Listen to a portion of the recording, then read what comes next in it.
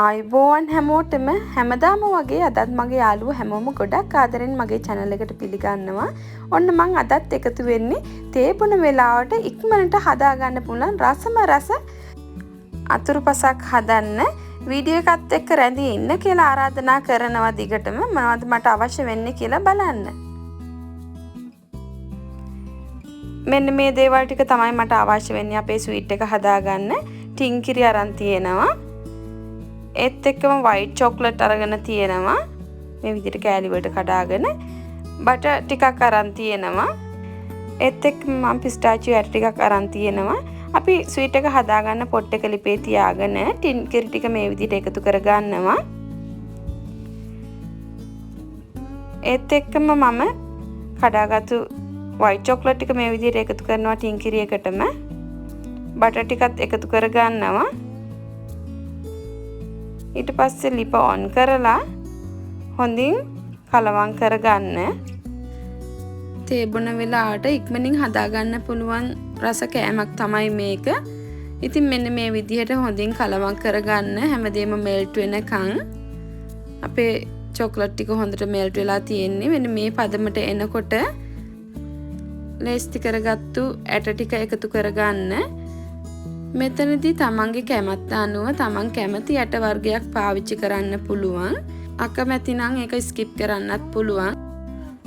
අපේ චොක්ලට් මිශ්‍රණය දැන් හරි මෙන්න මේ පදමට තමයි එන්න ඕන. ඔයාලට පේනවා ඒක හොඳට ඝනකමට ඇවිල්ලා තියෙනවා. හැන්ද ටිකක් ගන්නට දැනෙනවා. මේ වෙලාවේ ලිප ඔෆ් කරගන්න. මම ට්‍රේ එක ලේස්ති කරගෙන තියලා තිබුණේ බටර් ගාලා මේ විදිහට පේපර් එකක් දාලා. දැන් මම හදාගත්තු මිශ්‍රණය මේ විදිහට ට්‍රේ එකට එකතු කරගන්නවා. පරිස්සමෙන් එකතු කරගන්න මොකද මිශ්‍රණය ගොඩක් රස්නේ. මේ චොක්ලට් මිශ්‍රණය අපිට පැය කිහිපයක් ෆ්‍රිජ් එකේ තියාගන්න වෙනවා සෙට් වෙනකන්.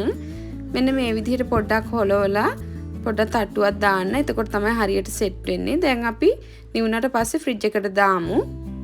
මම මේ එළියට අරගත්තේ ෆ්‍රිජ් එකේ තියලා පැය දෙක තුනකට පස්සේ දැන් මම මේක කපන්න තමයි යන්නේ. කපන්න කලින් මම මෙන්න මේ විදිහට පේපර් එක එළියට ගන්නවා. ඊට පස්සේ පේපර් එක ටිකක් මෙන්න මේ විදිහට පුරුල් කරගන්නවා හතර වටෙන්ම.